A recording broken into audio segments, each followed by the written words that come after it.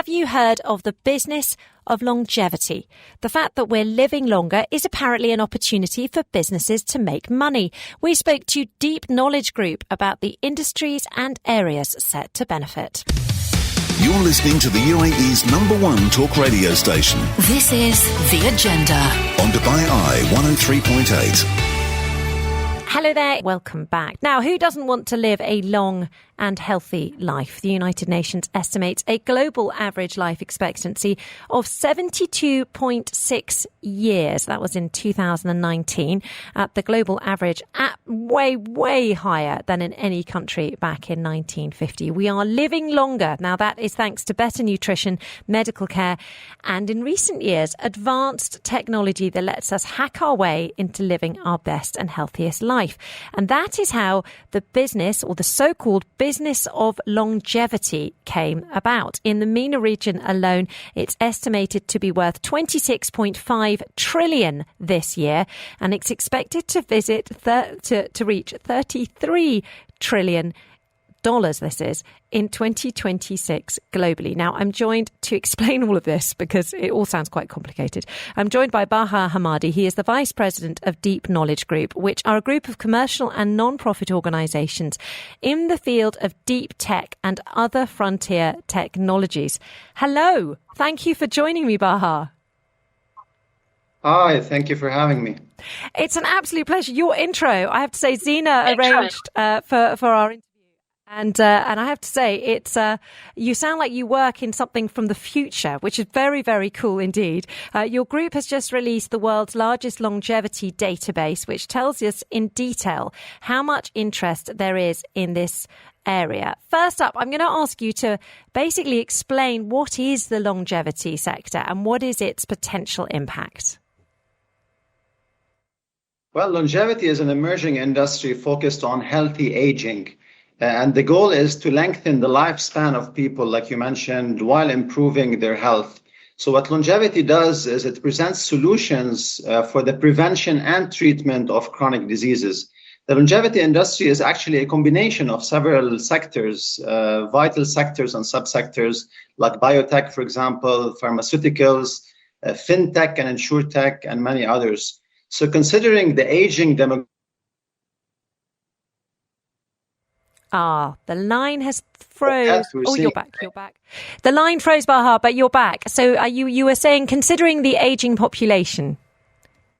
Sure. So considering the aging demographics across many nations globally, also given the age-related causes of death we're witnessing today, all of which have been growing globally over the past decade. So considering these variables, the demand for health services in general is also increasing. So the ultimate objective of longevity is to maintain an optimal state of wealth and health in the later years of life. And the goal is to really empower senior citizens and the middle-aged, empower them physically, mentally, and financially. So to break it down, is it basically about keeping an eye on your health, about keeping an eye on your vitals? Is it that type of scenario in practical terms? Well, yes, it's that, and it's also much more because, the longevity sector branches out into so many different subsectors, as I mentioned, fintech, biomedicine, insurtech, etc. So it's basically healthy eating, physical activity, plus also all the technology and the software that can help lengthen the life of people. Tell me about that tech, because that sounds really interesting, because I can imagine quite easily the idea of a balanced, active lifestyle. But there are things that you can do to age healthily, aren't there? There is. Well, we all know that we should sit less and move more, right? But despite this common understanding, 1 in 4 adults do not actually meet the global recommended levels of physical activity. And those of us who are not active enough are unfortunately at a higher risk of death. Imagine 20 to 30% more than those who maintain an active lifestyle. As you know, the human body is designed to move, right? And that's how we lived in the past. Today, we're kind of getting thicker as tech gets slimmer. So technology is a double-edged sword when it comes to longevity. The more we advance technologically, the more our daily life demands less physical activity. So living longer and healthier is not all about, healthy eating habits and physical activity. There's a whole world of science out there we call longevity. Okay, now you've recently revealed the world's largest healthy aging database. How are these companies that you've mapped distributed around the world? Which areas of the world are the healthiest? Well, the US is in the lead. The US is home to over 54% of longevity-focused companies. And Europe is far behind, actually, with almost 17% of longevity companies. So Europe represents the second biggest market globally after the US, although there is a big gap between the US and Europe in terms of longevity companies. Asia has increased its market share to almost 12%, and it continues to grow. And we expect steady growth among Asian companies with the increase in the amount of funding and public listings that we're witnessing among those companies in Asia. Now, other regions like Canada, the UK, and Australia have small percentages of longevity companies compared to the US, Europe, and Asia. Would you describe, for example, Apple as a longevity company? Because they have part of their Apple Watches is to encourage people to stand up and exercise more. Well, yes, that could be considered also as a technology that kind of contributes to healthy aging. But what we talk about in the longevity industry is more specific software and technologies that contribute to longer lives and healthier lives. And you also talk about creating wealth at an old age. So it's not only about the aging part and the health part, it's also about maintaining finances in the late stage of life. How quickly, the United Arab Emirates is very good at catching on to new trends and new fashions. I mean, you can just look around. At the moment, everyone here, all anyone seems to talk about is NFTs and cryptocurrencies. So where does the UAE stand when it comes to longevity companies?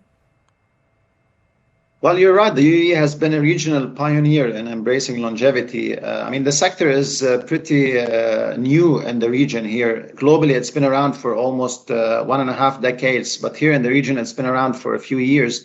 We've seen government entities here in the UAE sign strategic partnerships to advance some of the most vital healthcare sectors, including longevity. And we were part of some of these partnerships. One of our existing partnerships with the Sharjah Research, Technology and Innovation Park aims to map and develop the longevity industry in the UAE in coordination with the government. And partnerships of this nature not only help in developing national longevity policies, they also maximize the health and wealth of the nation. So such partnerships also aim to prepare future leaders whom we really need in order to advance the longevity agenda. And that's why we're trying to include longevity in the educational curriculum at the university level here in the UAE. This is really a key component in any development strategy of any developed nation. It's so interesting to hear you talking about longevity here, because obviously one of the reasons why I guess we're lagging behind slightly Europe and America is because there aren't actually that many old people here in the United Arab Emirates, because most people have to leave once they reach the end of their working life. But actually, last week, we started a discussion here on the agenda about the possibility of retiring here in the United Arab Emirates and the fact that the country does appear to be creating policies to encourage more people to retire here. I guess that if the longevity industry can develop in parallel with that, then the United Arab Emirates could find itself in a very good place when it comes to attracting pensioners. That's right. The population in the UAE is relatively young compared to other nations, as you mentioned. But there's a growing population of senior citizens, not only in the UAE, across the world. And I think there should be more attention given to this topic from governments, from businesses, from individuals to kind of develop the longevity sector and also set policies in order to develop the longevity agenda in the future. I think I saw a story yesterday about the world's oldest woman. And do you know, I know that she's a nun, and I know that she likes she likes to eat chocolate, but I actually can't remember which country she was living in. I'll look it up now. But which regions are actually leading the way when it comes to life expectancy? Well, globally, life expectancy of high-income countries was just over 80 years in 2020. And it's expected to grow to just over 90 years by the end of this century. So there's a 10 years, additional 10 years in life expectancy, which is not bad. Now, geographically, North America and Europe are leading the way in terms of average life expectancy. Asia, Latin America, and the Caribbean saw rapid gains in longevity over the past 60 years. But further progress is needed in order to achieve the same levels of life expectancy similar to those in North America and Europe. And by the end of the 21st century, senior citizens aged 60 plus will represent a third of the world's population. And this percentage is much less today. I think it's half this amount. So the size of the population of senior citizens will likely double by the end of this century. Wow, that really gives you a sense of why it is such a good business opportunity to pay attention to this concept of longevity. Now, in 2006, the World Health Organization developed the concept of age-friendly clinics. Age-friendly cities. I mean, what are those when they're at home? Well, age-friendly cities are those cities that use modern technologies and implement longevity policies at the government level to support their population in retirement, to increase life expectancy, and to promote better aging in general. So those cities have been seen as key destinations for people who want to live comfortably during their twilight years. And while age-friendly cities can be viewed as good places to retire, there is also longevity valleys, on the other hand, which will emerge as ideal locations where senior citizens can actually remain professionally, mentally, socially, and economically active for as long as feasible. This is something we call practical longevity.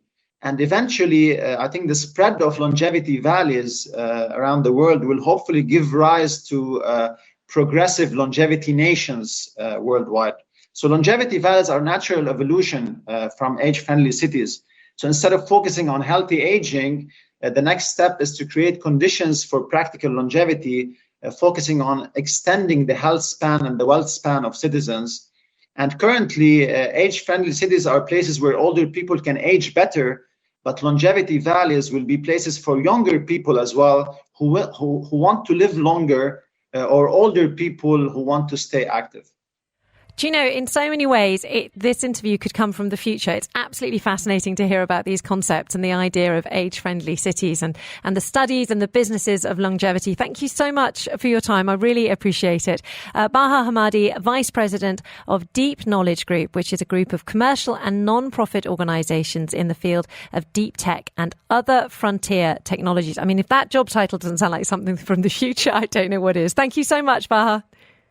Thank you. Thank you very much indeed. And by the way, if you were wondering about the world's oldest woman, I've looked it up for you. She is a French nun. She is believed to be the oldest woman alive following the death of 119-year-old Japanese woman Kane Tanaka.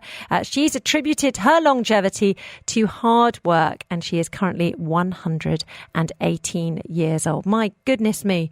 That is a true target to reach. Very, very impressive indeed.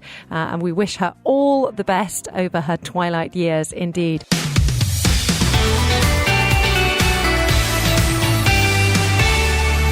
The agenda is live Monday to Friday from 10 a.m. till 1 p.m. a.m. till 1 p.m. a.m. till 1 p.m. a.m. till 1 p.m. a.m. till 1 p.m. a.m. till 1 p.m. a.m. till 1 p.m.